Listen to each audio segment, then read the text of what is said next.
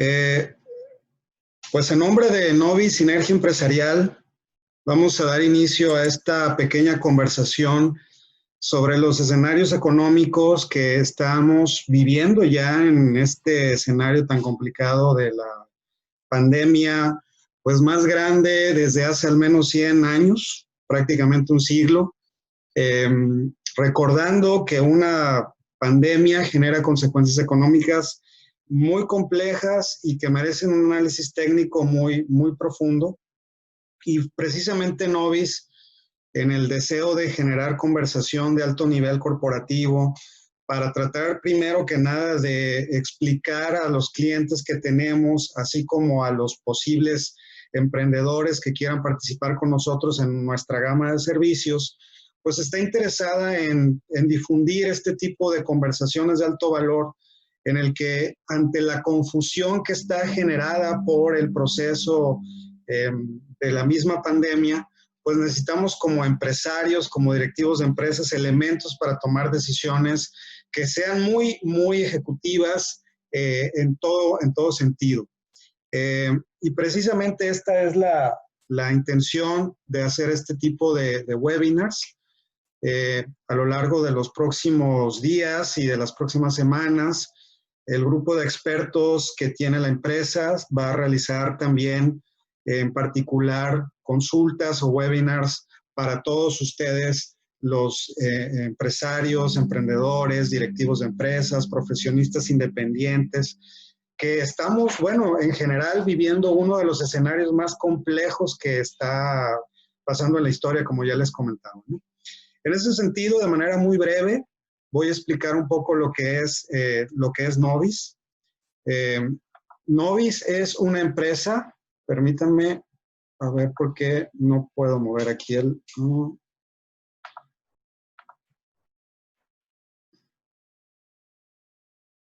Ok, vuelvo a compartir. Perfecto. Muy bien, Novis es una empresa que tiene como objetivo, insisto, ayudar a las empresas mexicanas en diferentes tipos de consultoría. Trabajamos en el desarrollo de los proyectos profesionales y administrativos en más de 25 ciudades del país. Tenemos ya prácticamente más de 3,000 clientes activos y somos un corporativo que reúne expertos en diferentes partes del país. Somos una empresa que se encarga, entre otras cosas, del desarrollo de estrategias corporativas, tanto en materia financiera, como en materia fiscal, como en materia de análisis de inteligencia económica.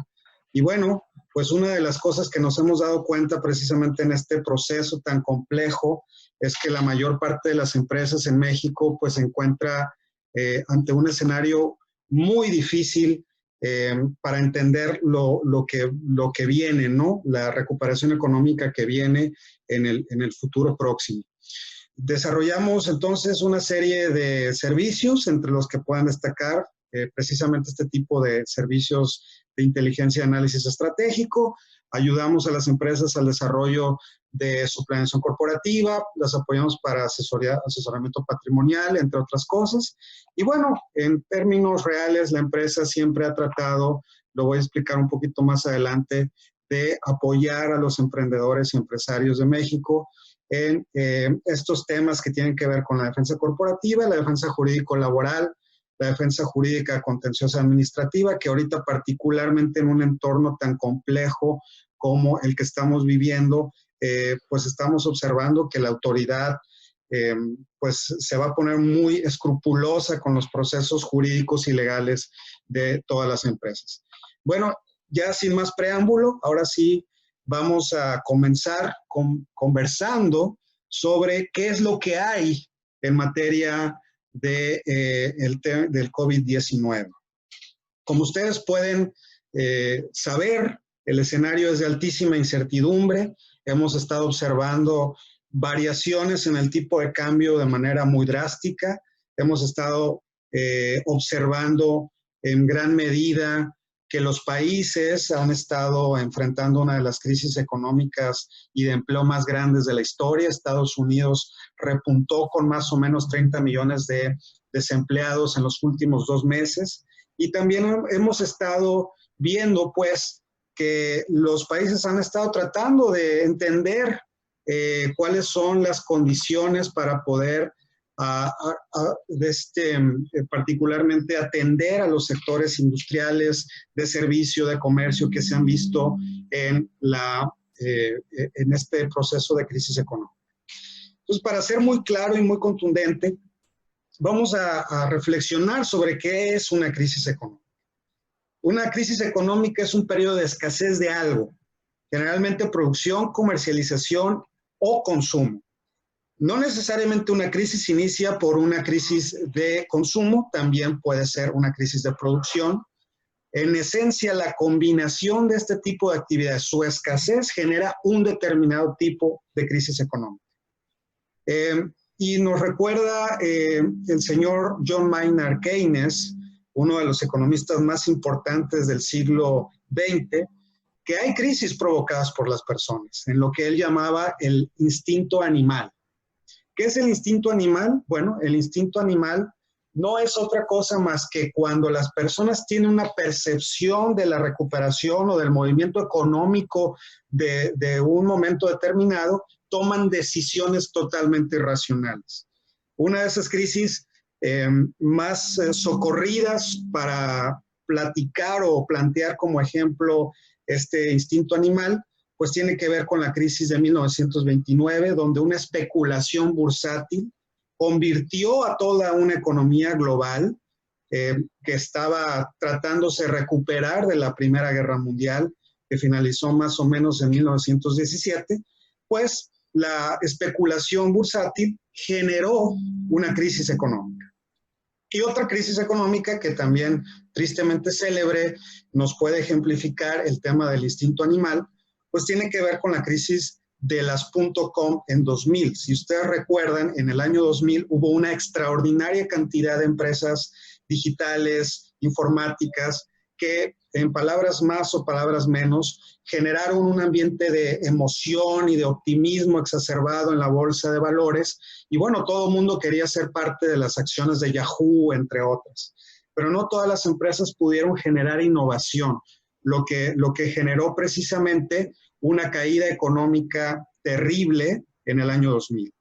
Y además podemos citar también la más reciente, que es la crisis económica de 2008, con el asunto de las hipotecas subprime, que no fue otra cosa más que la necesidad, el American Greed, la avaricia americana, de ganar rápido, ganar mucho, comprando bonos bursátiles en los que estaban dentro de esos portafolios de inversión una gran cantidad de empresas que no tenían la liquidez suficiente para poder hacer frente a sus compromisos de producción. Fueron las crisis, o esta fue la crisis de las famosas hipotecas subprime. Y hay crisis provocadas por los gobiernos. La crisis más común y más famosa en este sentido es la que nosotros vivimos en el 94-95, donde las decisiones de política económica del entonces sexenio de Carlos Salinas determinó, si ustedes recuerdan, una variación del tipo de cambio que afectó durísimo a todas las inversiones, a todos los préstamos, a todos los créditos en tasa variable, y además determinó tristemente una pérdida del patrimonio tremenda para muchos empresarios y emprendedores en México.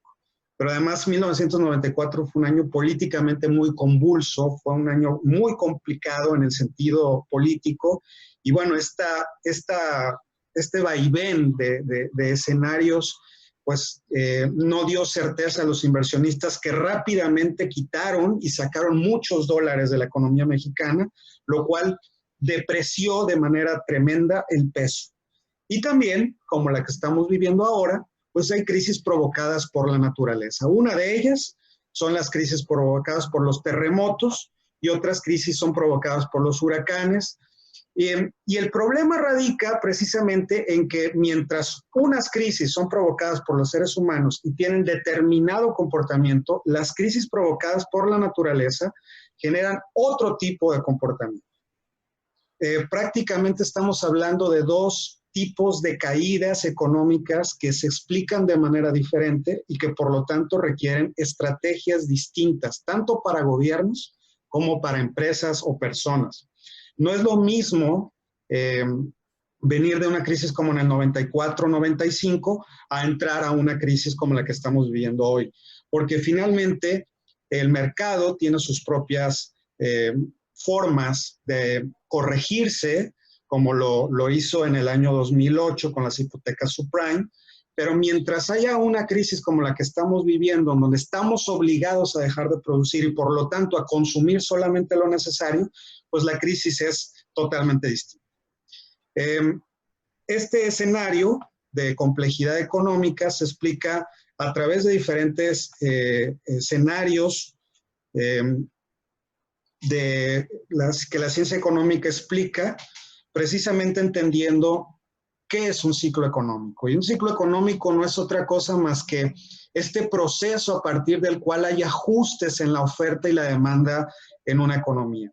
En escenarios de expansión económica, podemos observar que hay una gran demanda de bienes y que el riesgo que más existe en este proceso es la inflación. ¿Por qué razón la inflación se convierte en uno de los grandes problemas en materia económica en el proceso de expansión económica? Por una simple y sencilla razón, porque el circulante monetario, si es escaso, si hay poco dinero circulando en la economía, esto ocasiona que el nivel de precios se incremente. Si yo tengo menos billetes para comprar cosas, si hay una gran demanda de flujo de bienes y servicios, hay un escenario de inflación. Y por otro lado, podemos observar también que hay escenarios en los cuales una caída económica genera poca inflación. Y eso es lo que México ha estado viviendo en el año 2019. La caída económica, ahorita voy a precisar en qué consistía la caída económica del año pasado,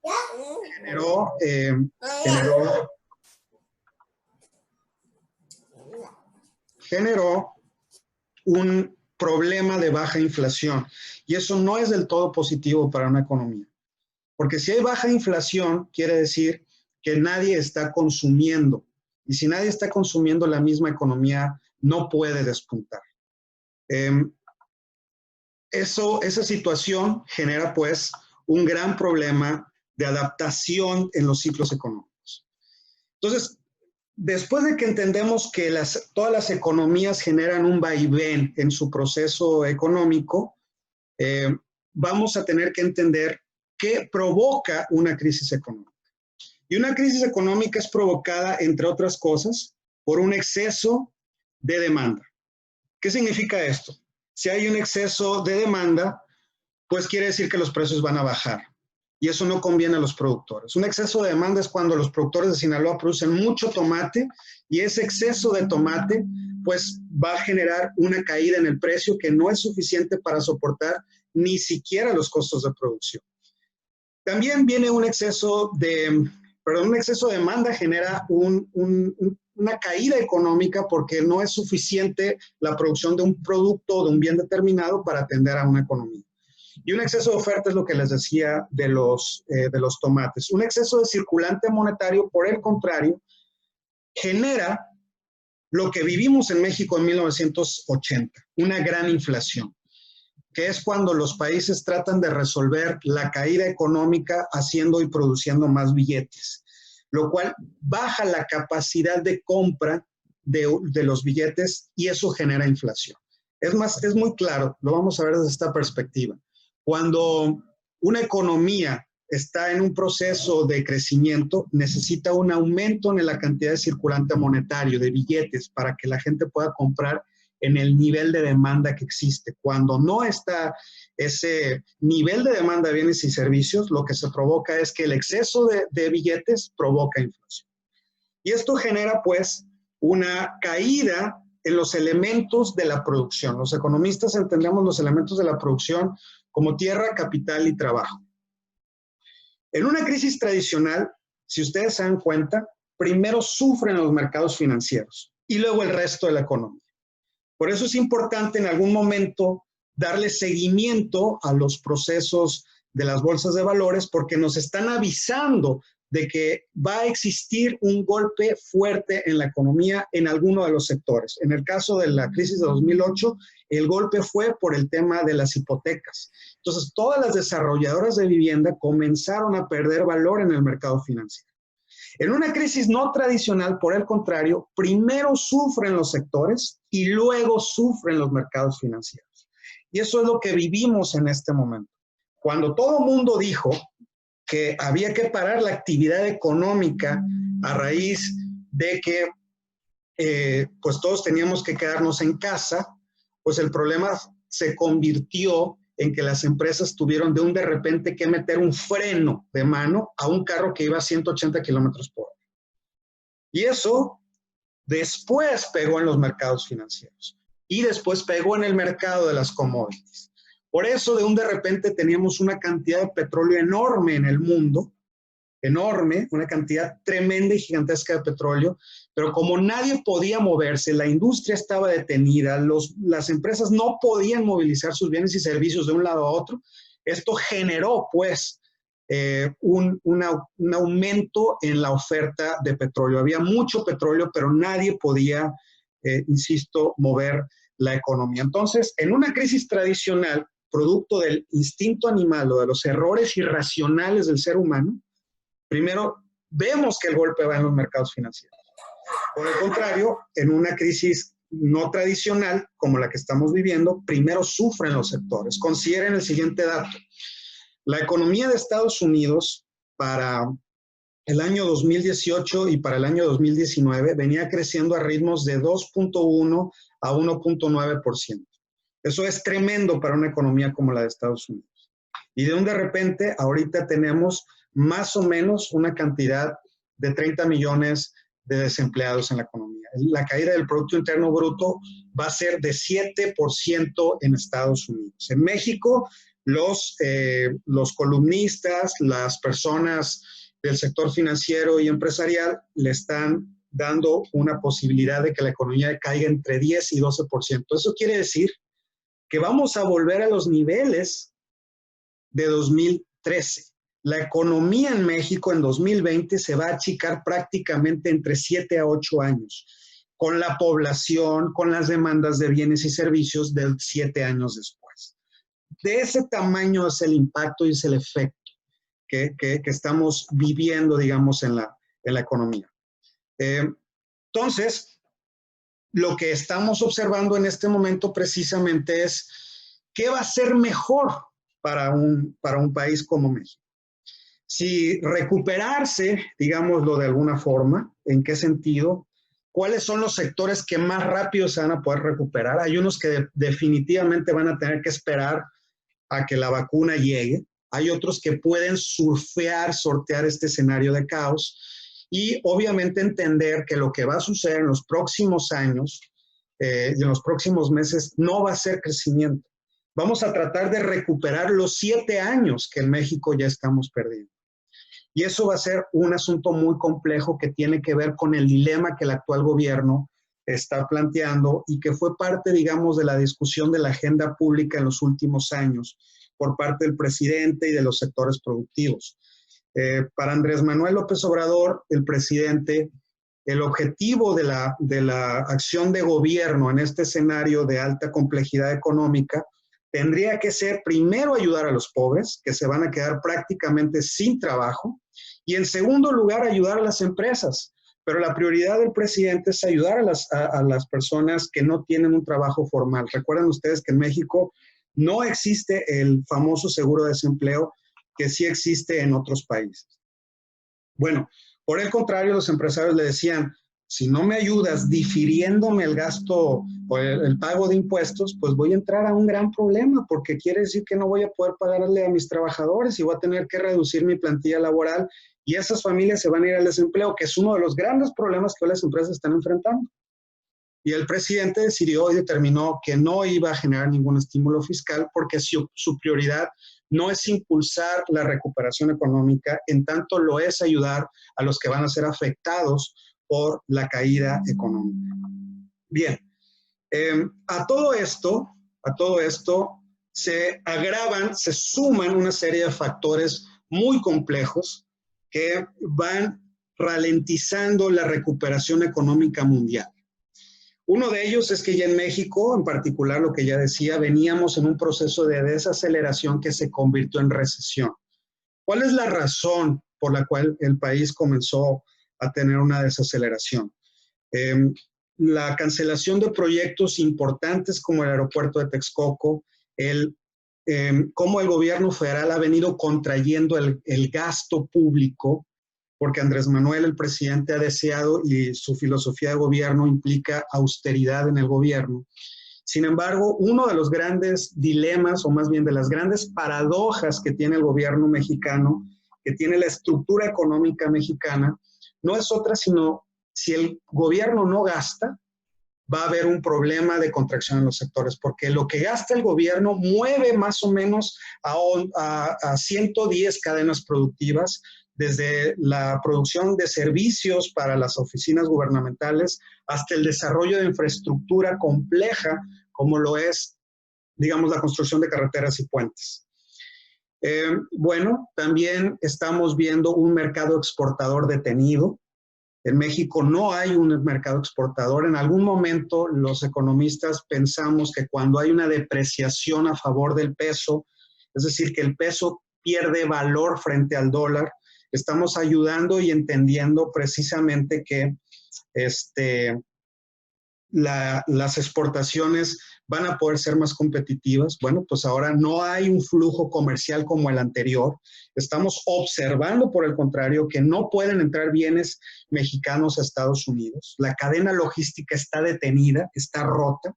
El turismo está absolutamente roto.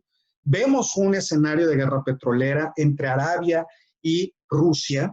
Arabia Saudita quiere tronar a Rusia bajando el precio lo más que pueda.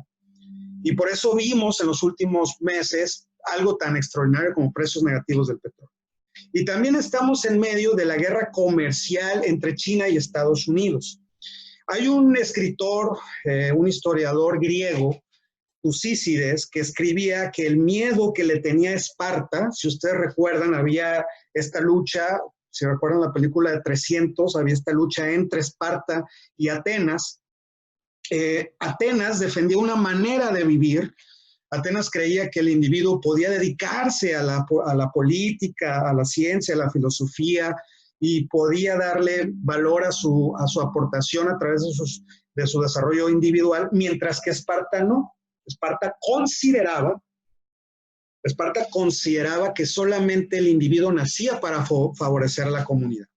Entonces, en Grecia había estas dos visiones de mundo, el de la comunidad versus el de la individualidad. Y se generan varios conflictos bélicos entre estas dos potencias griegas, y es exactamente una de las cosas que estamos observando en Estados Unidos y China. Estados Unidos está defendiendo una manera, una ideología de hacer las cosas, la democracia, la libertad de mercado, la libertad del ciudadano, frente a China, que China está defendiendo lo contrario, un Estado como es el que desarrolló en los últimos 30 años, que garantiza que las empresas pueden tener éxito siempre y cuando tú no te metas a participar en política. Y esta es una de las características de la guerra comercial que estamos viviendo. Por otro lado, estamos viendo también una lucha entre las diferentes visiones políticas en Estados Unidos. Estamos viendo un Donald Trump que quiere recuperar el American Supremacy que venía gestándose en 1950, en donde había un gran poder militar de Estados Unidos, una gran influencia política en Estados Unidos, y por el contrario, otro grupo político que encabezan los demócratas que pretenden disminuir la intervención de Estados Unidos en el mundo, porque bueno, ¿por qué tenemos que pelear? Dijeran los que fueron a pelear en la guerra de Vietnam, batallas tan lejos que no nos importan y no nos interesan. Y ante este escenario de conflicto, lo que estamos observando es que, bueno, pues ahora China decide emitir su moneda electrónica. Y se hizo un montón de comentarios en diferentes espacios, en redes sociales, de que ya era el fin del dólar, de que China ya iba a utilizar su renminbi electrónico y que el dólar ya iba a dejar de ser el mecanismo de intercambio comercial en el mundo. Les anticipo una cosa, esto no es cierto. Lo que hizo China simple y sencillamente es esto. Los procesos de intercambio comercial se desarrollan a través de un sistema financiero internacional que está regulado por el Banco de Bancos, o digamos por el Banco de la Haya Suiza, y en este banco hay un sistema de digamos, intercambio electrónico de bienes y servicios. Si una persona le vende a un chino 1,000 toneladas de acero, esa transacción se hace a través de una línea swap o una línea que manejan, digamos, todos los bancos en el mundo. Esta estructura cibernética la controla el banco de bancos, el banco de pagos, así se llama, donde está Agustín Carstens ahorita. Y bueno, ese sistema permite que ante una intervención o una decisión del gobierno de Estados Unidos o de las instituciones internacionales como el Fondo Monetario Internacional, cualquier intercambio, un pago, una compra de cualquier bien o servicio puede ser automáticamente soportada o evitada si no conviene o enajenada si no conviene a estas instancias internacionales. Entonces, lo que está haciendo China es, ¿sabes qué? Yo ya no voy a utilizar tu plataforma. Yo le voy a pagar a mis vendedores con mi propia plataforma. Eso es lo único que hizo China. Creó una plataforma que se sale del mecanismo internacional de pagos y ahora ellos te van a pagar a través de su plataforma. Pero obviamente tienen que tener una conexión entre ambas plataformas. Y eso es lo que quiere China. Ellos quieren controlar cómo van a funcionar esas transacciones económicas. Y esto es muy importante porque en realidad lo que vemos es que China se está preparando para sanciones económicas muy fuertes a través de esta guerra comercial que, por lo tanto, como ya he venido diciendo, van a generar este tipo de ralentización en la recuperación económica. Bueno, entonces, así estamos en el mundo y así estamos en México. Este es el escenario que tenemos que combatir.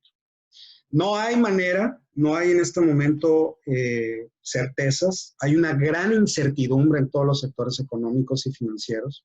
Y bueno, pues la idea es, ¿cómo le hacemos nosotros para poder sobrevivir en este escenario?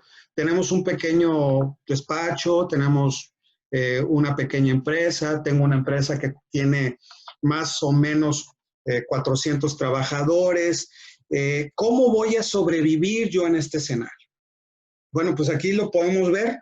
No viene nada del todo positivo, pero algo se puede hacer. Esta es la caída del Producto Interno Bruto, la que sigue para el segundo trimestre de 2020. Ahí donde ven ustedes que dice menos 1.24, la caída va a ser de 12%. Si ustedes lo comparan con las caídas que hemos tenido, la caída del Producto Interno Bruto en la crisis de 1994 fue nada más y nada menos de 9%, esta va a ser más grande. Y bueno, aquí vamos a revisar cuál ha sido el efecto en los sectores de esta pandemia. Estas gráficas nos indican que el más afectado hasta el momento en el sector industrial ha sido la minería, por obvias razones. No puede haber flujo de bienes de frontera a frontera. La industria de la construcción es la segunda más afectada, porque al final de cuentas, pues no puedo construir porque las medidas de seguridad e higiene no me permiten hacerlo. Luego viene también el proceso de manufactura, que más o menos se ha mantenido porque, si ustedes recordarán, en los últimos meses hubo un acuerdo bilateral, se lo pidieron los senadores de Estados Unidos al gobierno mexicano, o más bien a través del Departamento de Estado, para que la cadena logística no se disminuyera. Sin embargo, la manufactura en la zona fronteriza va a ser duramente golpeada. Al menos estos 3 o 4 meses de cuarentena han determinado muchísima de la caída económica en la frontera. Y bueno, ahora vamos a ver cómo está el sector de los servicios. Pues obviamente uno de los más afectados es el sector educativo. No sabemos para empezar cuándo va a haber clases. El segundo es el comercio. una caída de casi el 30%. Y aquí un dato muy relevante que la Asociación Nacional de Tiendas de Autoservicio Departamentales, ANTAD, dio a conocer hace 15 días. Dijo, curiosamente, que la caída económica a ellos sí les había pegado porque más o menos habían tenido una caída del orden del 30%. Es decir, que la gente no solamente no está consumiendo comida, sino que está dejando de consumir comida. Y eso es gravísimo, porque ahora estamos viendo que también el sector agrícola se va a ver en este problema, y al final de cuentas la caída de la contracción del ingreso en las personas está evitando que compren hasta bienes y servicios fundamentales. Luego, ni se diga los transportes, el sector transporte, que también ha venido cayendo terriblemente, porque pues si no hay turismo, ¿a dónde me muevo? Por eso la gasolina en algún momento bajó tanto de precio, porque nadie la estaba comprando, no había demanda de gasolina, había inclusive demasiado petróleo. Y bueno, ese es el impacto. Prácticamente estamos hablando de un sector entero, la manufactura, que está cayendo a la mitad. Es una caída del 49% de la actividad económica en los últimos años. Y aparte, estamos viendo cómo el sector servicios, a través de la caída económica del sector comercial, pues está cayendo casi una tercera parte. Y esto es dolorosísimo para las empresas, ¿no? Bueno, me van a decir, bueno, Oscar, pues sí, ya sabemos que estamos muy mal. Bueno, pues ahora vamos a ver qué tan mal estamos en materia de empleo. Aquí podemos evaluar cuáles son los sectores que han sido más afectados. Obviamente el sector industrial ha tenido que correr prácticamente al 40% de su estructura laboral. El sector servicios, 1 de cada 6 trabajadores que han estado dedicándose a la industria de los servicios, sean servicios de enseñanza, lo que sea, consultoría, pues han caído hasta 61%. Y el menos afectado, por obvias razones, por su tamaño, por su actividad, pues ha sido el sector agropecuario. Entonces, la caída en el empleo ha sido tremenda. Todos hemos estado sufriendo estas condiciones y estas circunstancias. Esto es lo que les platicaba de la caída del petróleo. Nunca en la historia del mundo, nada más para que se den una idea del tamaño de lo que estamos viviendo, nunca en la historia del mundo habían existido precios negativos del petróleo. ¿Qué significaba que tuviéramos un precio, digamos, un escenario negativo del petróleo? Bueno, significaba que la gente ya no te estaba pagando por comprar petróleo, te estaba pagando para que lo almacenaras. El día sábado se reunió la OPEC y sucedía que, estoy hablando del mes de mayo, sucedía que el contrato de vencimiento, el petróleo se comercializa a través de un mercado de futuros. Yo te garantizo una producción en tal fecha, te voy a entregar 100,000 barriles de petróleo, tú me los vas a pagar al precio de esa fecha, y si no hay posibilidad de que tengas un buen precio, pues vamos a firmar un contrato.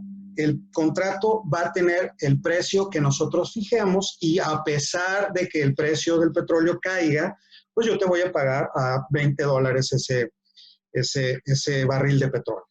Bueno, pues como había 20 millones de barriles diarios de petróleo en exceso, los barcos petroleros que abastecían a todos los países estaban ahí en el mar, no podían moverse, no podían entrar a un puerto a sacar todo el producto. Bueno, lo que tuvo que hacer la OPEC es convocar a más o menos el 90% de los países productores de petróleo para que redujeran en al menos 10 millones la producción de barriles de petróleo. Y esto se suma a algo que ya veníamos viviendo en los últimos años. ¿En qué consiste esto? Simple y sencillamente en lo siguiente. Estados Unidos es un país que pasó de importar petróleo a exportar petróleo. Y la razón, bueno, pues es la tecnología que durante mucho tiempo ha sido muy controversial, como es la tecnología del fracking. El fracking, que no es otra cosa más que meter agua a gran presión para que salga el petróleo automáticamente en chorros hacia el exterior. y que obviamente contamina, bueno, está la conversación al respecto, los mantos acuíferos de toda una comunidad, de toda una ciudad, de todo un espacio, pues con esta tecnología Estados Unidos ha logrado pasar de, insisto, importar petróleo de Arabia Saudita ahora a vender petróleo al mundo. Y por el contrario, México teníamos en 1990, 2000, un gran terreno en el Golfo de México, en Campeche, que se llama Cantarell. Cuando descubrimos Cantarell, Cantarell nos ayudaba a producir hasta 3.5, casi 4 millones de barriles de petróleo diario. Bueno, pues nos acabamos Cantarell. Entonces, al final de cuentas, la mezcla mexicana dejó de ser tan abundante y empezamos a producir entre 1.9 a 2 millones de barriles. Imagínense lo que significa dejar de vender casi 4 millones de barriles, ahora a menos de la mitad de 4 millones. Por eso Pemex tiene una deuda tan grande, porque el tamaño de la infraestructura que Pemex pudo desarrollar, pues no, más que nada es ahora en este momento del doble de lo que Pemex pudo producir en algún momento. Y esto es lo complejo del escenario para México. Por eso la OPEC trató de decir, vamos a reducir la producción de petróleo en 10 millones, México no quiso. La estrategia económica del presidente es regresar a este escenario en el cual somos un país petrolero, quiere rescatar a Pemex, lo cual es complejo mientras Pemex no tenga un rediseño institucional, por lo mismo que les decía, tenemos una infraestructura que era capaz de producir casi 4 millones de barriles diarios y ahora estamos produciendo, porque se nos acabó el yacimiento más importante que es Cantarell, estamos produciendo más o menos la mitad y apenas y a duras penas, pues obviamente tenemos una empresa muy grande para producir muy poco. Esa es la razón por la que Pemex está sumamente endeudado y es una carga para el erario fiscal en México. Ahora, esto es una de las preguntas que más nos han hecho en nuestro corporativo sobre qué va a pasar con el dólar. Pues obviamente el dólar es la variable económica más compleja de predecir, pero es una de las que depende en gran medida mucho del movimiento económico en México. La situación no es nada sencilla para el peso y les voy a explicar por qué. La Reserva Federal de Estados Unidos prácticamente redujo a cero su tasa de interés. Tengo que ser un poco más didáctico con este concepto. La política económica son las acciones que hacen los gobiernos o los estados o los países para poder aumentar la producción, incrementar el desarrollo económico en algún momento. Y la política económica se divide en dos tipos de política. La política fiscal, que es la que hace el gobierno y la que hace la Secretaría de Hacienda en el caso mexicano, y la política monetaria, que es la que hacen los bancos centrales en México, el Banco de México, y en Estados Unidos la Reserva Federal. Si el peso tiene una tasa de interés más alta que la Reserva Federal, el peso es más atractivo porque el que tiene el peso recibe más interés por parte del gobierno mexicano. Por eso siempre hay un diferencial de tasas. Entre más amplio sea el diferencial de tasas, es más difícil para el peso obtener valor. Si la Reserva Federal dice que su tasa de interés es del 2%, quiere decir que los bancos en Estados Unidos van a prestar cuando menos al 2%. Si el Banco Mexicano, el Banco Central Mexicano dice que su tasa de interés es de 7%, la tasa mínima de interés para prestar dinero por parte de los bancos, pues va a ser el 7%. ¿Qué sucede con las crisis económicas? La gente tiene créditos. Si los créditos son difíciles de pagar, se convierte esto en un problema. Lo que hacen los bancos centrales para evitar que la gente caiga en impago es bajar y disminuir sus tasas de interés. Pero el Banco de México está en un gran dilema, es uno de los grandes dilemas de la política monetaria. Si el Banco de México baja de más la tasa de interés para evitar que la mayor parte de los mexicanos que ahorita perdió su trabajo, tuvo una reducción en su ingreso, o tiene un crédito o no puede invertir porque ahorita está muy difícil la situación de la producción y del consumo, pues obviamente el peso va a ser menos atractivo de lo que ya es, Por lo tanto, la gente va a deshacerse de pesos, los inversionistas internacionales, y van a recurrir al dólar. Y eso le pega al peso. Entonces, el Banco de México no sabe ahorita qué es lo que conviene hacer. Si bajar las tasas de interés demasiado, lo cual a nosotros como tenedores de un crédito nos favorecería, o por el contrario, que esta decisión generara un peso muy débil. Y esa es la situación por la cual está navegando el Banco Central.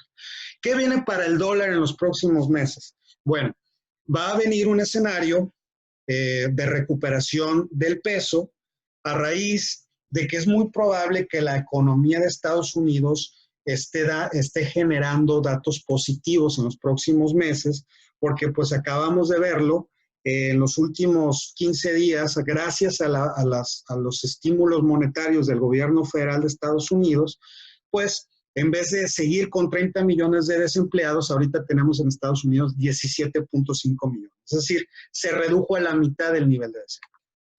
Esto es, en esencia, lo que podemos observar en las principales variables económicas. Me quiero ir un poquito al comportamiento de los mercados accionarios, porque es importante tener la referencia. En los próximos días, en las próximas semanas, si no pasa nada más grave, ustedes van a estar viendo que el Dow Jones, el Standard & Poor's 500, la Bolsa Mexicana de Valores van a tener procesos de recuperación de sus pérdidas. Ojo, no van a tener ganancias. No es lo mismo recuperar lo que perdiste a ganar lo que no tenías. En este caso vamos a recuperar apenas poquito de lo que teníamos. Consideren que el 2019 la Bolsa Mexicana de Valores estaba más o menos en 60,000 puntos. Ahorita está en poco más de 42,000, es decir, perdió 20,000 puntos la Bolsa de Valores. Vamos a tratar de recuperar y este proceso de recuperación va a ser muy complejo. Viene algo que es importante entender, porque a partir de este momento se genera, digamos, una lucha política y no podemos soslayar la parte o dividir la parte económica sin entender la parte política. El Ratchet Effect o el efecto Ratchet es un efecto que los economistas entendemos cuando un grupo de personas requiere incentivos para poder moverse en un escenario de incertidumbre económica. Es lo que está haciendo Estados Unidos. Está transfiriendo más o menos en promedio $2,000 a las familias para que puedan paliar la crisis. Es decir, está generando una transferencia de recursos que tenía el gobierno y se los está transfiriendo directamente a las familias para que no naufraguen en este escenario de crisis económica. Si todos están perdiendo empleo, pues al menos el gobierno te tiene que pagar una parte de lo que pensaba que iba a ganar contigo, porque al gobierno no le conviene que desaparezcan empresas. Esta es una de las críticas que muchos técnicos en economía y finanzas le han hecho al presidente Andrés Manuel López Obrador.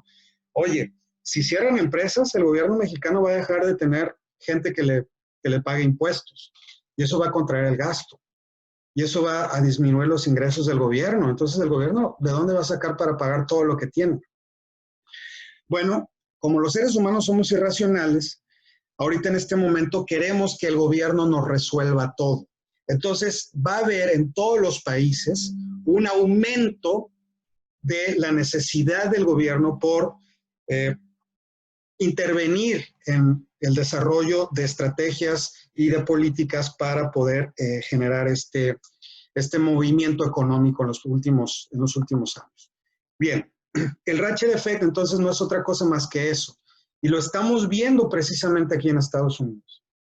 Lo que estamos viviendo los países en todo el mundo no es otra cosa más que muchos conflictos sociales estaban atenuados. Si yo tengo dinero para comprarme lo que me dé la gana, lo menos que me interesa es ser racista, clasista o lo que sea. Cuando no tengo dinero, entonces todos estos conflictos sociales que no habían estado resueltos, recuerden que Estados Unidos, por ejemplo, se fue a una guerra civil para poder resolver si un ser humano podía ser esclavo de otro o debía de serlo. Pues todos esos conflictos sociales pues están ahí. Como todo el mundo está teniendo problemas económicos, ahora sí estamos viendo los conflictos sociales que estamos viviendo. Y ese es un enorme, enorme, enorme problema para los gobiernos. Por lo tanto, ellos van a querer intervenir cada vez más en la economía y cada vez en la política. Un segundo. Esto tiene como una especie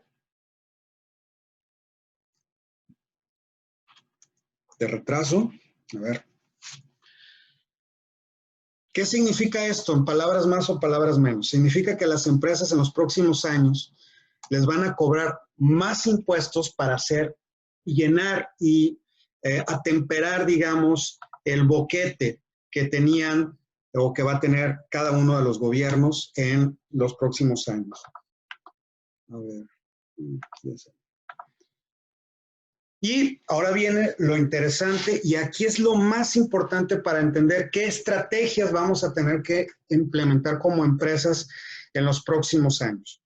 Ya recapitulando un poco, ya platicamos de los tipos de crisis. Ya platicamos de que esta es una crisis muy diferente a las que estamos acostumbrados a vivir en México.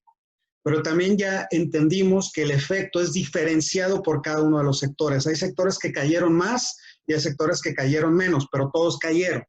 Y si todos cayeron, quiere decir que la recuperación va a ser gradual, pero como cayeron de manera distinta, la recuperación va a ser diferente.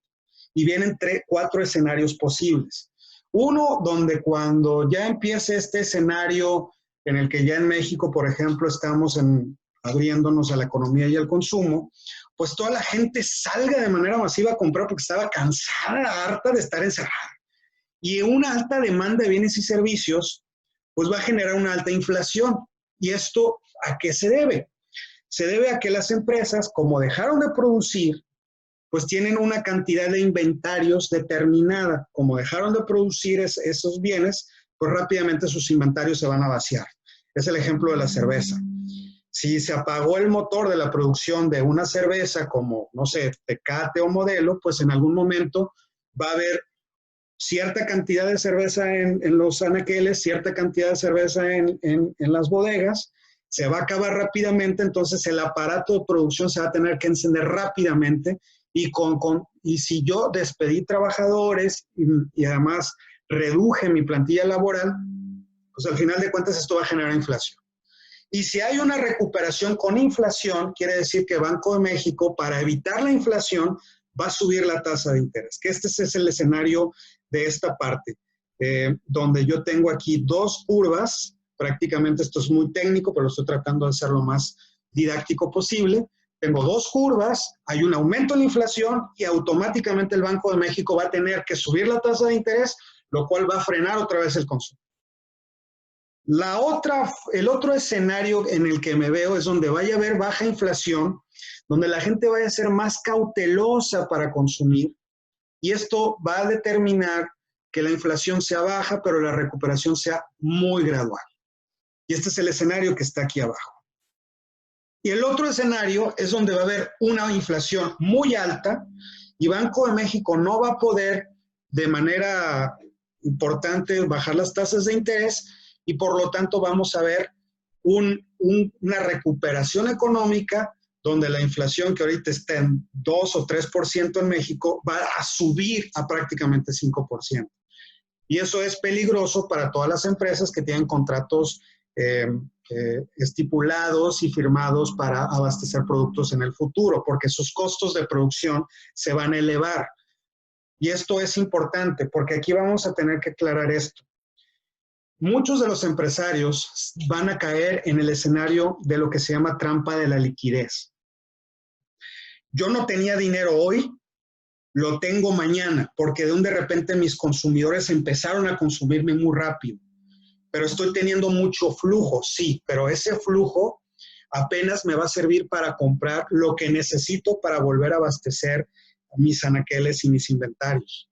Entonces, de repente voy a recibir mucho flujo, pero mis costos operativos también van a subir, porque todos los miembros de ese sector industrial pues van a tener la misma demanda de bienes y servicios. Entonces, tenemos prácticamente 2 escenarios que son los más probables. Si no hay vacuna para el COVID-19, estoy hablando de entre octubre, noviembre, diciembre, la recuperación o va a ser disculpen, o va a ser muy, muy rápida en materia de bienes y servicios, o va a ser muy rápida en materia de inflación. Los dos escenarios son escenarios que tengo que entender para que no suceda nada peligroso y que yo pueda controlar finalmente el escenario. Bueno, ¿cómo capitalizamos esto? Tenemos que plantearnos como empresarios diferentes escenarios. Una de las cosas que el empresario mexicano debe comprender es que la economía importa porque le permite anticipar diferentes rutas de riesgo. Y no es lo mismo que yo me recupere de una forma, no es lo mismo que la respuesta de un paciente a una medicina sea de un tipo a que sea de otra.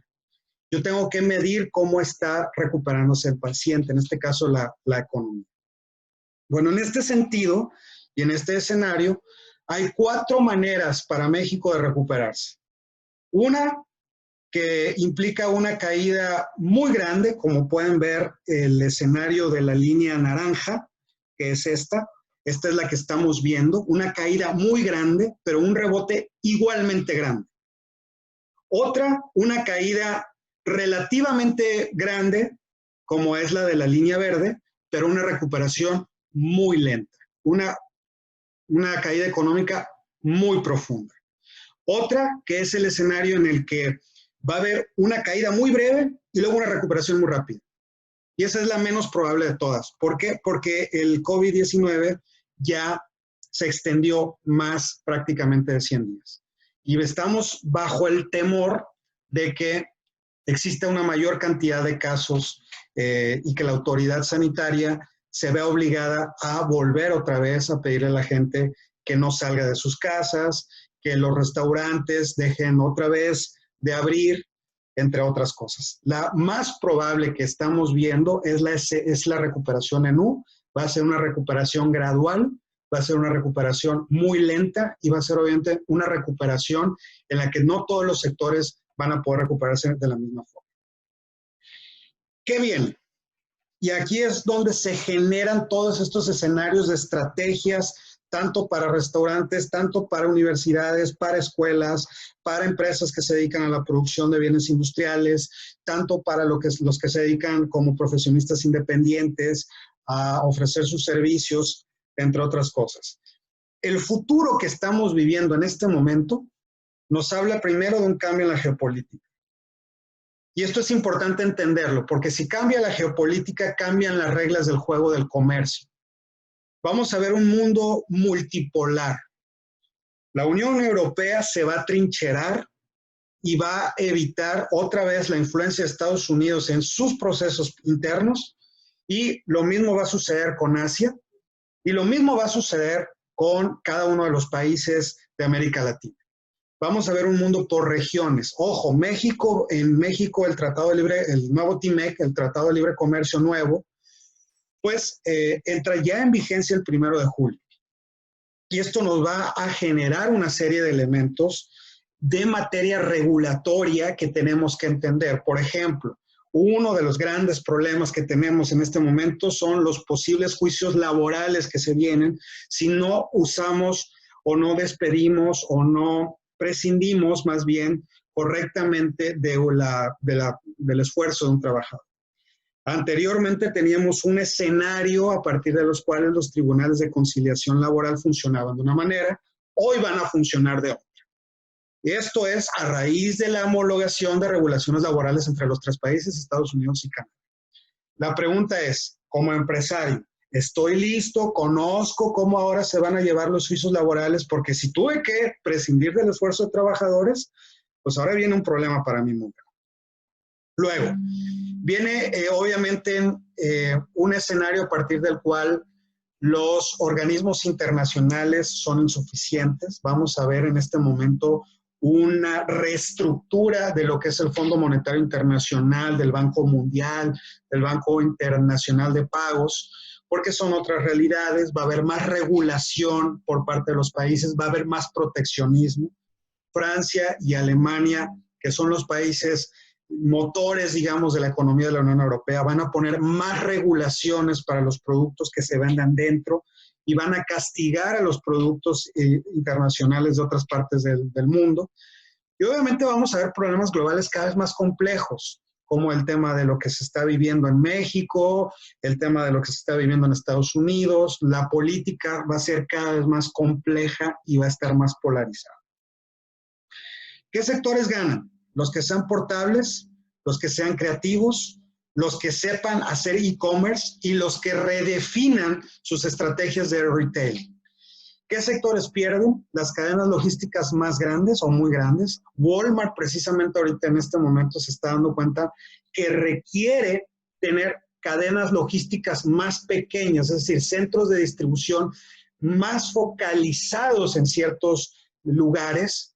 Y esto es importante porque también a partir de ahí se va a generar una nueva dinámica económica en las regiones.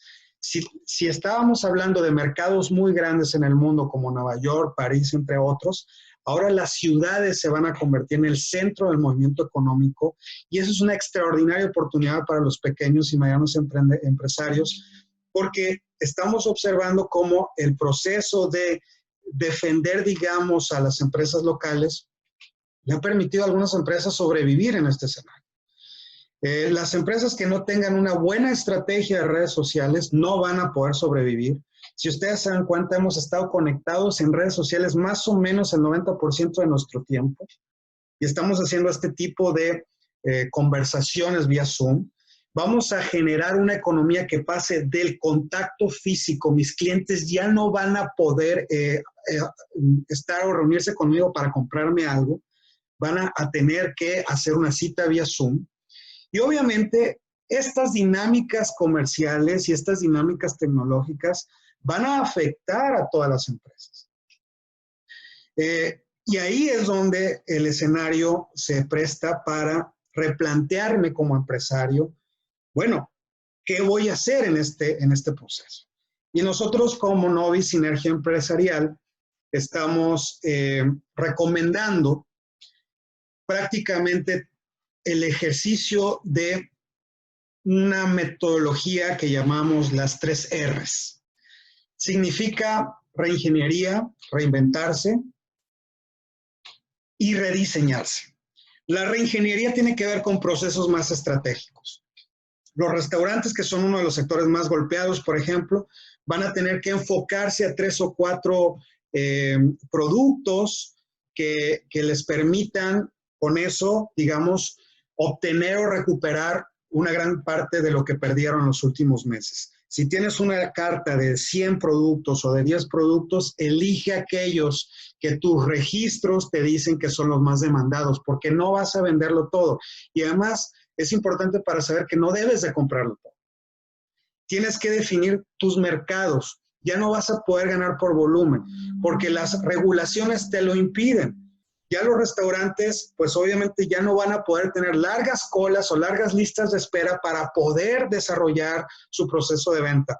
Vas a tener que ser más estratégico en aquel target de mercado que te importa y te puede ayudar a recuperar lo que perdiste.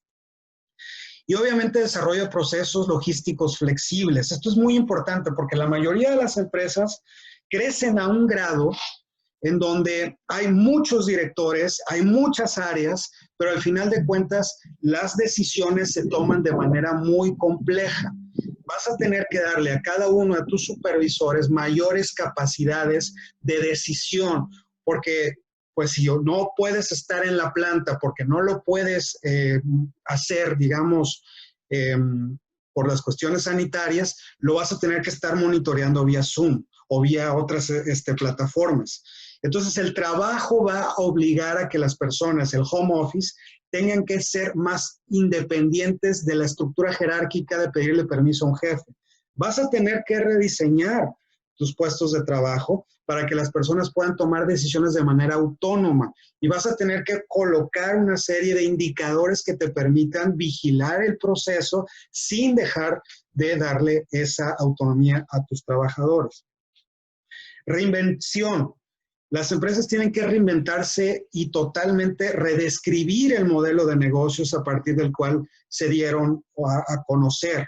Si vendías face to face, cara a cara, si tu proceso era una venta persona a persona, pues ahorita con el proceso del COVID-19, mientras no exista una vacuna, no lo vas a poder hacer. Entonces tienes que diversificarte, tienes que buscar otro tipo de productos que puedas comercializar o que puedas vender, que no sean necesariamente venta en aparador. Tienes que ser muy cauto con tus procesos financieros. Si anteriormente estabas programando una inversión en activo fijo y comprar un cierto tipo de maquinaria, pues ahorita vas a tener que esperarte, digamos, a que se resuelvan las conversaciones económicas y comerciales. Y otra cosa que es muy importante que las empresas estemos desarrollando en los próximos meses y prácticamente años. Tenemos que redefinir la interacción digital. Ya no sirve, se los digo de antemano, no sirve el modelo de tener una fanpage, de tener mi Twitter, de tener mi Instagram, de tener una página web y con eso, digamos, disparar una serie de publicaciones para que mis clientes puedan, digamos, hacerse de conocerme. Ahora vas a tener que hacer una interacción digital mucho más estructurada, más estratégica, para saber cómo puedes ayudar a tu cliente a que te siga consumiendo, a darle un seguimiento permanente, digamos, de sus decisiones de consumo. Consideren que los clientes, todos lo somos de alguna forma, estamos con miedo. No sabemos cuándo va a acabar la incertidumbre. 2, no tenemos la menor idea de cómo vamos a administrar nuestro gasto. Priorizamos primero la comida y luego todo lo demás. Pero en ese proceso yo tengo que vender que mi consumidor también puede sentir que yo como empresa puedo darle certeza, puedo darle apoyo, puedo seguirlo ayudando en el proceso que está viviendo.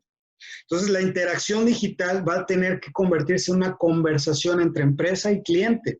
Y ya no va a poder ser una conversación entre nada más te vendo y ya me voy, porque estoy compitiendo contra Amazon, estoy compitiendo contra Mercado Libre, estoy compitiendo contra eBay, estoy compitiendo contra otras plataformas digitales que muy probablemente están haciéndolo mejor porque acceden a mercados más grandes por su propia plataforma. Entonces, tengo que convertir a mi empresa en una conversadora de temas. Y obviamente estos dos elementos generan la tercera R. Tenemos que rediseñarnos. La mayor parte de las empresas mexicanas no miden sus situaciones de riesgo.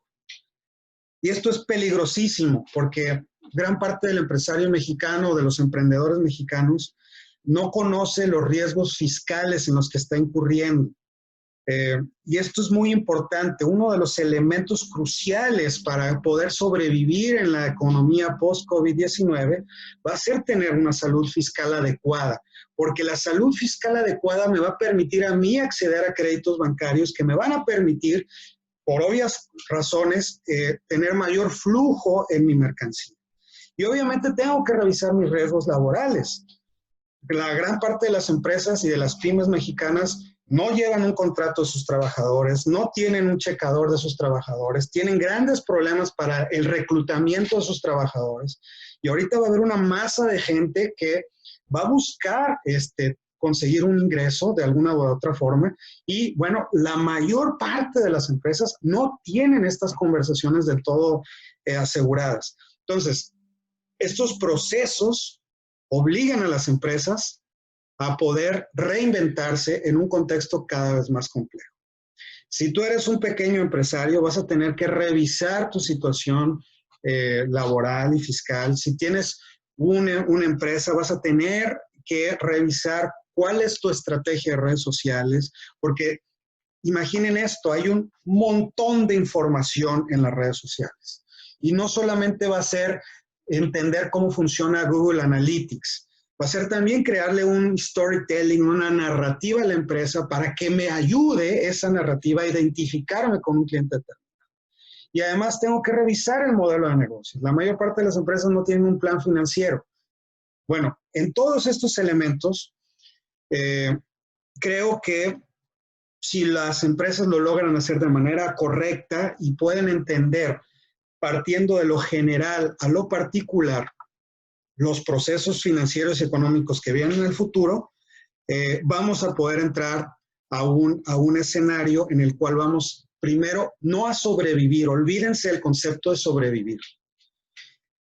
Esto es un cliché que hay que combatir en el discurso empresarial y corporativo. Las empresas hoy no están para sobrevivir, están para vencer a los nuevos escenarios económicos, están para readaptarse, pero para hacerse más competitivas. La teoría evolutiva de Darwin, y con esto quiero concluir por si alguien tiene alguna pregunta específica, la teoría evolutiva de Darwin nos habla de que las especies cuando se adaptan desarrollan habilidades nuevas, no se mantienen iguales. La jirafa no pudo ser jirafa sin que hubiera un proceso de adaptación genética como especie que le permitió alterar el tamaño de su cuerpo y obviamente de su cuello para poder alcanzar el follaje más alto de los árboles. Y esto a raíz de que la especie se dio cuenta que en una época de crisis, o de más bien de sequía, las ramas más cercanas al suelo son las que más rápido se secan.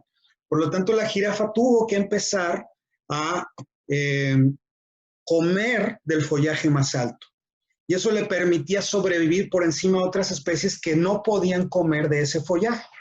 Bueno, al final de cuentas es lo mismo que sucede con las empresas. No es sobrevivir y nadar en este escenario de caos. Es mutar, pero la pregunta es, ¿mutar hacia dónde? ¿Cambiar qué cosa? Y eso es un poquito la conversación que en Novis queremos provocar entre todos los clientes, empresarios, amigas y amigos. Que el escenario que estamos viviendo no implica quedarse igual. Implica inclusive modificar muchas cosas.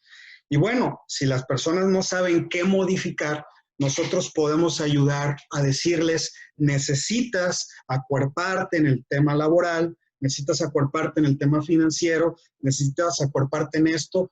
Oigan, tengo una inversión, tengo dinero, tengo un capital que me cayó por alguna razón, por un fondo de inversión que me llegó. ¿Qué hago con el dinero ahorita? ¿Lo invierto en mi empresa? ¿Lo utilizo para comprar activo fijo? ¿Qué sucede con mis compras de importación? ¿Qué va a suceder si yo tenía programada una compra de insumos que vienen de Estados Unidos? ¿En qué momento es correcto comprarlos? Bueno, todo ese escenario de cuestionamientos, nosotros estamos para ayudarles y precisamente para poder generarles las estrategias suficientes a nivel corporativo para que continúen no solamente sobreviviendo en este escenario, sino adaptándose. Con esto concluiría yo, digamos, la presentación y me gustaría mucho de nuestros 75 participantes, me alegra mucho que haya mucha presencia, digamos, de empresarios y de clientes de la empresa.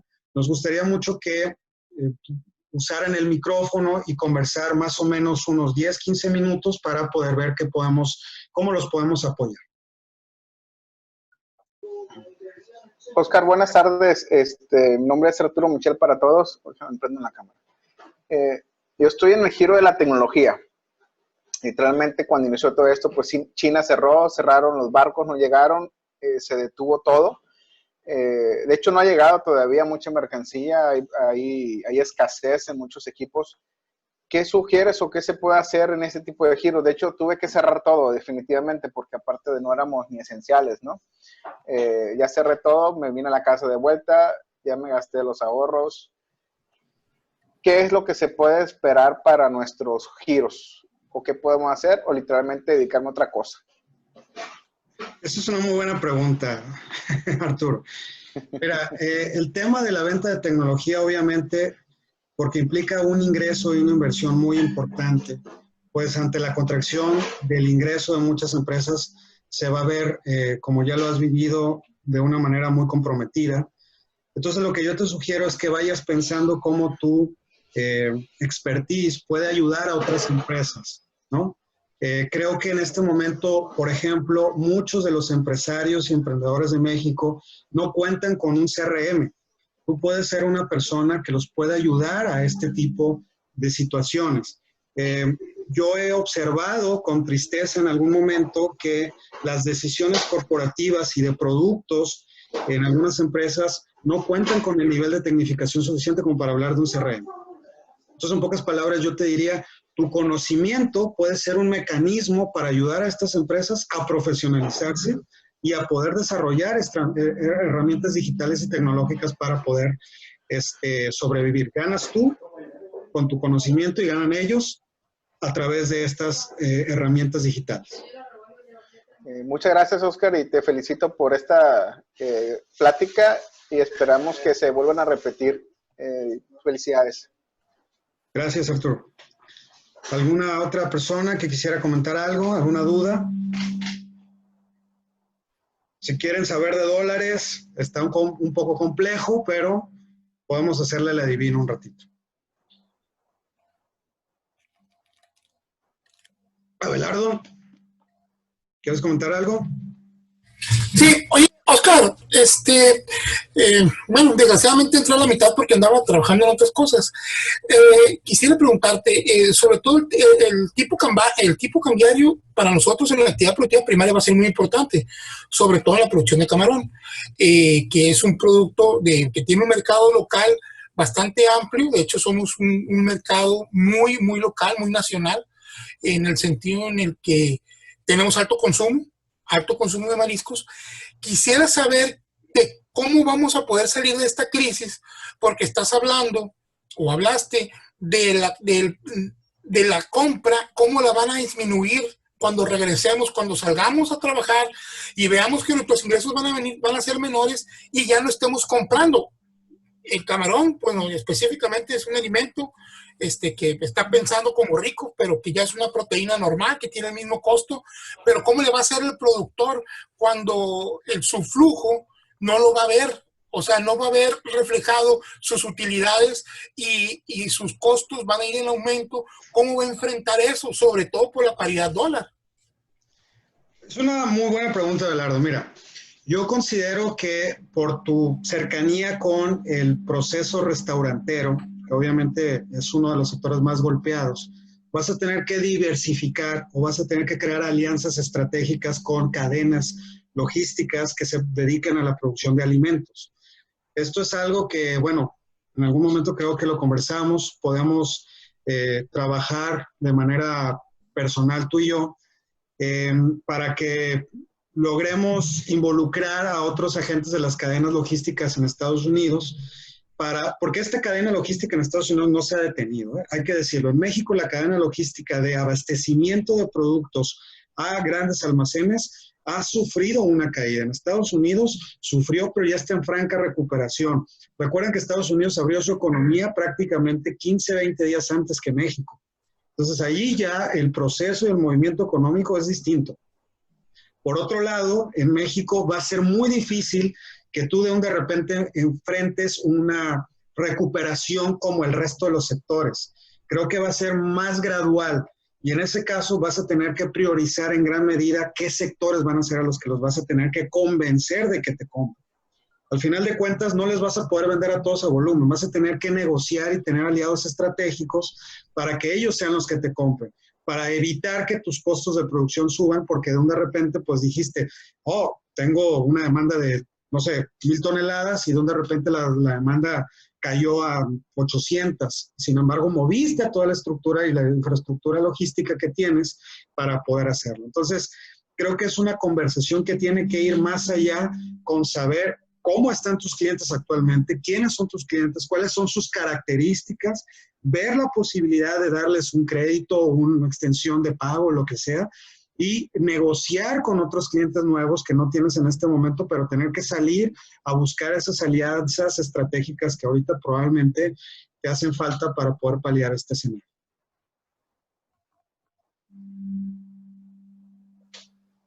Bien, ¿alguien más? ¿A alguien le gustaría conversar, tener alguna pregunta?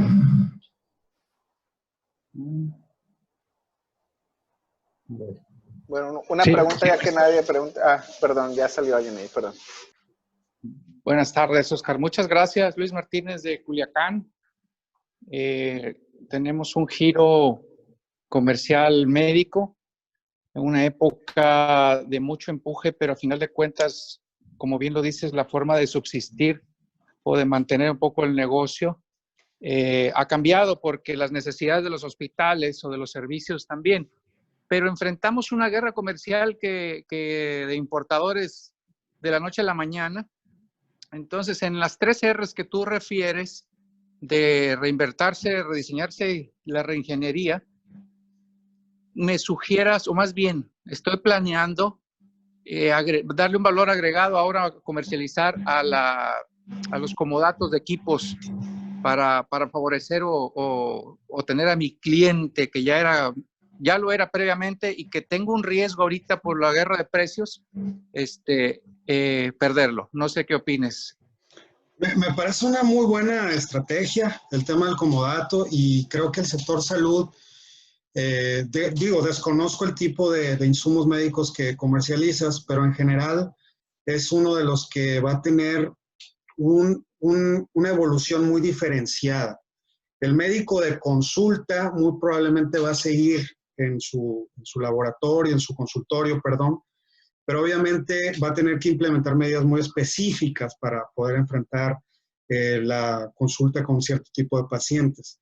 La compra de los insumos médicos pues va a tener que ser muy en el sentido en que lo mencionas, pero también habría que ver que puedas conversar con médicos para que ellos puedan ayudarte a encontrar otro tipo de industrias, otro tipo digamos, aliados estratégicos con los cuales ellos puedan tener una oportunidad también para difundir sus conocimientos en este momento de la pandemia.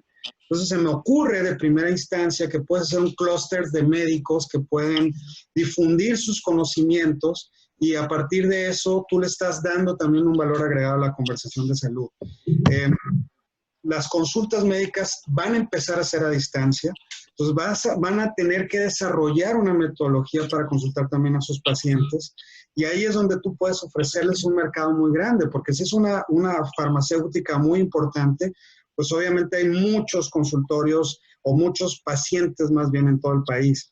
Entonces puedes ofrecerles también el venderles esa metodología, obviamente la tendrías que rediseñar, pero en esencia el escenario de lo que dices de los contratos de comodato me parece muy buena estrategia. Con lo otro lo podemos conversar sin ningún problema. Mándame un correo y yo te puedo echar la mano para el desarrollo de esa metodología. Ok, perfecto. Muchas gracias. Felicidades por la plática, muy, muy completa para nuestra época o nuestras situaciones que estamos enfrentando. Muchas gracias. Gracias, Luis. ¿Alguien más? Sí, buenas tardes, Carlos Flores de Culiacán, Sinaloa. Mi pregunta va encaminada a lo siguiente, ¿no? Mi familia se ha dedicado por más de 25 años al ramo de los eventos, fiestas, decoración, renta de mobiliario. Y ahora, pues debido a la pandemia, prácticamente quedó en cero, ¿no? En cero, y no vemos un escenario favorable para que las reuniones vuelvan a activarse, pues. Vemos un poco complicado el negocio de las rentas de mesas, sillas, manteles, porque no sabemos realmente cuándo la gente va a volver a tener la confianza para poder hacer eventos de nuevo. Entonces la pregunta va encaminada: ¿de qué forma podríamos adaptarnos a este nuevo escenario que se nos presenta? ¿Cómo podríamos evolucionar, ¿no? Es la gran interrogante que tenemos. Yo creo que muchos, no, de repente se nos cierra la cabeza y a lo mejor es una cuestión sencilla, pero que no podemos visualizar todavía algunas personas. Mi estimado, yo creo que vas a tener que reinventarte totalmente. Ya no vas a poder hacer reuniones masivas ni organización de eventos. Vas a tener que hacer otra cosa. Y en este sentido hay que entender qué es lo que la gente está haciendo, ¿no?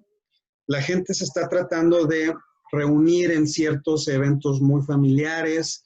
Eso debe de dar un patrón y un mecanismo para poder interactuar con ellos. Yo creo que puedes ayudar a todos los que no saben si se van a casar o no se van a casar, a organizarles paquetitos de pasteles, de ventas, cosas que tengan que ver con algo sencillo, y esos famosos chunches de fiesta que son muy famosos digamos, en los convivios familiares. Entonces, creo que sí vas a tener que reinventar todo el modelo de negocios. Creo que nosotros te podemos ayudar para hacerlo. Creo que hay que buscar pensar fuera de la caja y hacer un diagnóstico de cómo son los escenarios en el mercado al que te estabas dirigiendo. Probablemente vas a tener que apoyar a otras instancias o mudar de un producto a otro. Tendríamos que hacer una revisión muy, muy específica de lo que has venido haciendo, de tus flujos, y obviamente pues lo podemos hacer, no te preocupes.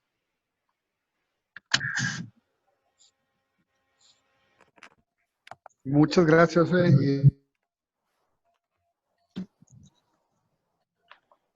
Oscar, buenas tardes.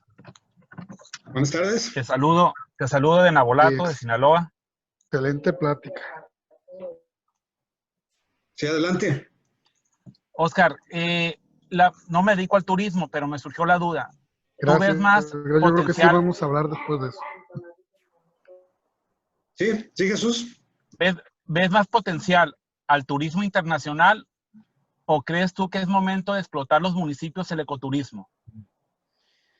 Con las consideraciones sanitarias suficientes, creo que es importante explotar el turismo local. Ahí en Navolato pueden hacer muchas cosas relacionadas con los campamentos, pueden hacer, ya venía el concepto de campamentos de liderazgo, lo tiene ahí un chavo en Culiacán que se llama Rubén Haas o algo así, no me acuerdo bien su nombre. Él tiene un concepto que a mí me gusta mucho, son retiros para empresas, a partir de las cuales les dan capacitación de coaching, de servicios, entre otras cosas, durante 2 o 3 días, y bueno, cada empresa les paga un determinado número de personas. Ahora bien, con las consideraciones del COVID-19, habría que ver si esto es posible, ¿no? Pero yo sí veo que en este momento va a ser muy difícil que destinos como Mazatlán, como Cancún, Acapulco en Guerrero sigue siendo la ciudad con más contagios, recuperen rápidamente lo que perdieron con el escenario de la pandemia. Entonces creo que ahí va a haber un gran problema para este sector. Obviamente va a ser una recuperación muy lenta porque mientras no haya vacuna, van a tener que ser muy cautos con la apertura de sus establecimientos. Entonces yo creo que en el tema del turismo, el turismo de campo, el turismo lejano a las grandes multitudes puede ser una extraordinaria oportunidad de negocios, ¿no? Porque permite, digamos, la interacción de pocos, pero también es un turismo que está accesible para gran parte de las personas. No es lo mismo gastarte 15,000 pesos en un vuelo a Acapulco o a Puerto Vallarta que gastar entre 1,300 por estar en un campo donde puedes salirte un poco de tu casa, estar en alguna cabaña o en algún hotel local y, digámoslo de alguna forma, dar o generar actividades al cliente. Creo que el turismo internacional, como lo planteas, va a tener una recuperación muy lenta y va a estar mucho en función de cómo la apertura se va a dar, si va a haber rebrote o no del COVID-19. Gracias. Felicitar a la empresa y felicitarte a ti, un excelente disertor del tema. Muchas gracias. Gracias, Jesús. Me alegra que les haya gustado. Estamos sobre tiempo. No sé si alguien tenga la oportunidad de hacer o quiere hacer alguna otra pregunta para concluir. Yo tengo una pregunta. Sí, Javier, adelante. Buenas tardes, Oscar. Mi pregunta va encaminada a una pregunta que hicieron ahorita, muy parecida. Yo por el lado de los servicios de equipo de sonido para fiestas, pues yo había pensado en ese escenario de que pues, las reuniones se van a hacer más pequeñas, la necesidad del equipo grande para eventos, pues ya no va a ser la que era antes, pero donde me surge la duda es si vender todo o esperarme, porque el ser humano pues es, por naturaleza es social, ¿no? La pregunta es, ¿cómo ve usted realmente irá a regresar esto a la normalidad o irá a pasar mucho tiempo o las cosas van a cambiar y antes de que se evalúe más esto de los equipos, pues vender y quedarse con equipo más chico para eventos más pequeños? Ya todo cambió y mientras no haya una vacuna, todos corremos el riesgo o de contagiarnos o de que las condiciones económicas, digamos, no sean las mismas que en los años anteriores. Pasamos, Javier, de una economía que se basaba en la interacción personal a una economía que ahora va a ser en la interacción digital. Pero eso también tiene unas ventajas, como lo he comentado y lo comenté con el tema de los hospitales y los médicos. Muy probablemente si un médico da una consulta a 10 pacientes face to face en cuestión de horarios, pues ahora con el tema digital va a poder dar consultas a gente de muchas partes del mundo y su nivel de ingreso puede aumentar. Me parece que tenemos que adaptarnos, como les decía, a esta nueva realidad ya. Y la adaptación implica desarrollar habilidades nuevas. E implica sobre todo ya no pensar fuera de la caja, es pensar fuera del edificio. Y eso implica un esfuerzo creativo y mental muy complejo. Yo creo que en el caso de lo que tú hacías, vas a tener que desarrollar instrumentos de interacción digital con los clientes que tengas. Todo mundo quiere un DJ ahorita. O sea, si bien tu competencia directa va a ser Spotify o otras plataformas de streaming de música, pues de todas formas todo el mundo quiere contratar un DJ porque al final de cuentas les gusta, ¿no? Estar escuchando música personalizada y va a haber gente que diga, hey, tengo un amigo que es compa y puede echarnos la mano para poner buena música. Y preferirían pagarte a ti 100 pesos, 200 pesos la hora que estar pagándole toda una membresía a una de estas plataformas que no te garantiza esas mezclas de música. Entonces yo creo que si consideras vender, si crees que es necesario vender equipo y alguien te lo compra porque necesitas flujo, adelante. De lo contrario, no lo hagas. Mejor espérate a que el proceso se vaya adaptando. Lo que no sabemos que las cosas van a regresar a una nueva normalidad, pero no sabemos en qué consiste esa nueva normalidad. Porque muchas personas que están haciendo home office ahorita van a seguir haciendo home office. Y van a querer seguir haciendo home office. Y el home office es un tema que no está regulado aún en México. Por lo mismo, no sabemos qué nivel van a tener las personas o cuál va a ser su consideración psicológica de la nueva realidad. Por otro lado, creo que puedes hacer algo muy interesante combinando. Esta es una de las estrategias que nosotros también queremos sugerir. El desarrollo de causas y de apoyo a causas, ¿no? Sería muy interesante que en algún momento hicieras un concierto, un live, y dijeras, ayúdenme, vamos a recaudar 1,000 pesos, 2,000 pesos para las familias que no tienen alimento ahorita. Y eso a la gente le va a gustar, porque la gente trae en este momento 3 escenarios emocionales y mentales. 1, miedo. 2, incertidumbre. Y 3, pues sabe que todos estamos viviendo una época muy difícil. Pues la gente a lo mejor no quiere salir de su casa a entregar una despensa para una persona que no tiene para comer, pero tú lo puedes hacer por ellos, ¿no? Y eso te va a servir a ti también para construir un storytelling personal.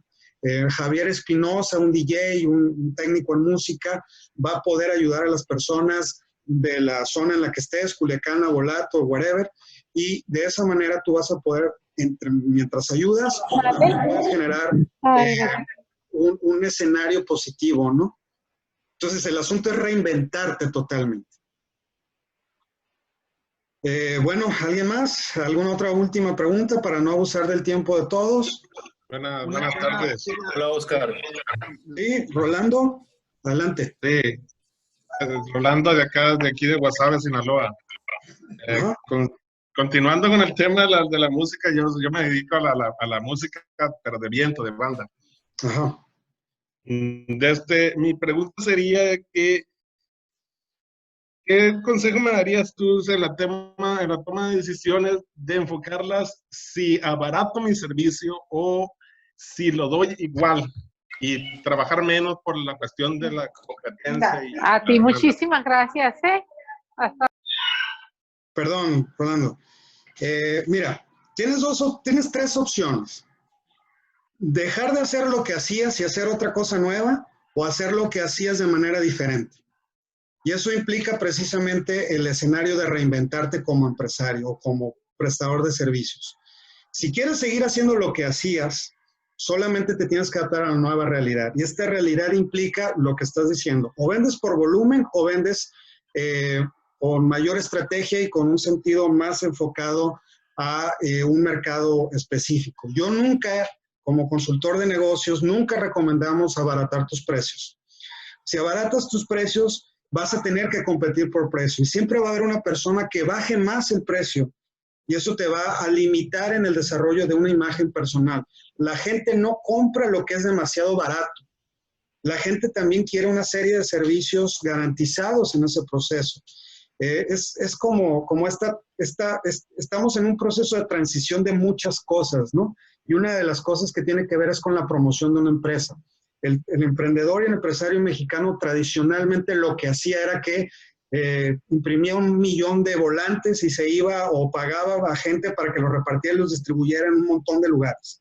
Y al final de cuentas tenías muchos volantes, generabas mucha basura y a la hora decías, pues no importa, voy a generar 10,000 personas, van a ver mi logotipo, van a saber qué hago porque pues van a ver mi volante. Y como aumentabas el volumen, creías que ibas a ganar pues 3 personas, ¿no? Y 3 clientes ya lo hacían. Ahora no, la gente está bombardeada por más ruido, por más competidores. Todo es más digital. La gente para buscar un músico se va a meter a su Facebook, va a buscarlo en Instagram. Entonces tu estrategia va a tener que ser darte valor en las redes sociales como músico, con un storytelling personal importante. Eso lo tendríamos que consultar con los consultores que tenemos en la empresa al respecto. Y también eso te va a permitir a ti, sin necesidad de bajar tu nivel de ingreso, poder ser más estratégico con tus productos. Y la otra, capitaliza lo que sabes. Si sabes tocar un instrumento musical, va a haber mucha gente que no puede ir a clases de música ahorita, pero quiere aprender a tocar un instrumento musical. Entonces, nosotros te podemos ayudar para hacer el uso de estas plataformas y ahí puedes capitalizar lo que sabes de una manera importante, porque eso te va a permitir también generar, digamos, un ingreso extra, ¿no? Entonces, el proceso de reinvención tiene que ver con hacer de manera diferente lo que ya hacías y con hacer otras cosas que nunca te hubieras imaginado poder hacer. Un ejemplo muy claro, y lo explico siempre en algunas conversaciones que he tenido. En 1970, Pepsi-Cola tenía una planta en Atlanta, Georgia, que no servía para nada. No podía liquidar a todos sus trabajadores porque sus trabajadores eran trabajadores muy, muy antiguos y eso implicaba pagar un montón de indemnización a cada uno de ellos. Lo que hizo fue que dejó de producir Coca-Cola ahí e inventó un producto nuevo, un refresco de naranja. Se le ocurrió producir un refresco de naranja. Dijo, pues aquí tengo a esta gente, pues vamos a ponerle a producir algo. Y en ese momento se produjo lo que es Fanta. Entonces Fanta empezó a tener por sí mismo un movimiento en todos los mercados de Coca-Cola y empezaron a vender Fanta en los lugares donde no se imaginaron. El producto tuvo mucha demanda y aceptación. Si ya tenías la infraestructura, solamente utilízala en algo diferente, ¿no? Y eso lo hizo Coca-Cola. Entonces creo que podemos aprender mucho de ese ejemplo.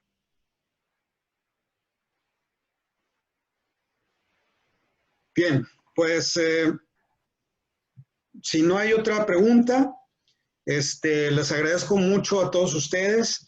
Concluiría nada más comentándoles que Grupo Novi Sinergia Empresarial es una empresa precisamente especialista en un montón de productos y servicios. Este es uno de todos los que desarrollamos. Queremos apoyar a los empresarios y emprendedores de México para que puedan crecer y mejorar en este escenario de altísima incertidumbre.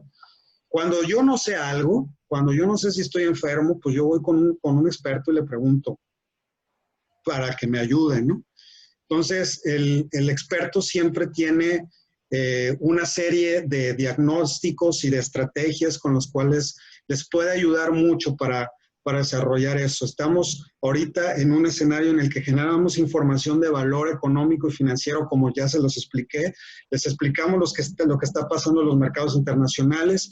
Los ayudamos con escenarios de contabilidad y administración. Si no tienen contador, nosotros tenemos un grupo de contadores importante que los puede ayudar para lo mismo.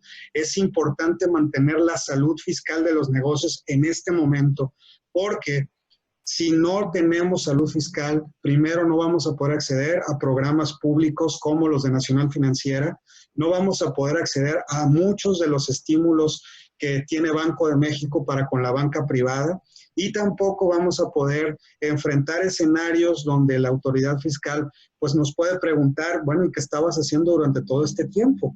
Y no va a ser suficiente explicarle, pues no sabía qué hacer en el COVID-19. Tenemos esquemas también de asesoría para el desarrollo de sus estructuras jerárquicas, de sus manuales de operación. Tenemos un montón de expertos, nos pueden invitar para platicar de lo que quieran en materia empresarial. Tenemos un montón de expertos también para que puedan saber cómo administrar su patrimonio, si tienen el interés de invertir en este momento, si tienen el interés mejor de ser más cautos con sus inversiones, si tienen un terreno y no saben qué hacer con digamos, con los notarios, si quieren que les diga primero una persona especialista en el derecho cómo defender esta propiedad, si tienen, digamos, el interés como empresas de ser empresas socialmente responsables, que ojo, como les decía, este es un tema que en los próximos años va a crecer más de lo que ya ha crecido. El ser empresa socialmente responsable va a tener un lugar muy importante en la mente de todos los consumidores, entre otras cosas, porque la gente va a querer ayudar con su consumo a todo lo que está sucediendo. Estamos hablando de que hay ya 12 millones de desempleados en México, y si las empresas ayudan a esa gente, van a tener un repunte en ventas. Y bueno, también nos ayudamos para con el tema fiscal, para con el tema laboral, para con el tema de administración de recursos humanos y para el tema de contrataciones de su personal. Entonces, Novis es una empresa muy grande que está dispuesta a apoyarlos en todo lo que corresponde, digamos, al desarrollo de sus empresas. Sin más por el momento, me despido con el gusto de saludarlos. Les agradezco mucho que se hayan tomado entonces la oportunidad de platicar. Esta sesión va a estar grabada. Si ustedes me mandan un correo a orribas@novis.mx, se las voy a mandar. Y cualquier duda o pregunta o comentario, están ustedes, digamos, estamos a la orden y a la expectativa de lo que necesiten. Muchísimas gracias, y en nombre del Grupo Novis Consultoría Integral, les agradezco su atención. Hasta pronto. Gracias a usted, Oscar. Muchas gracias.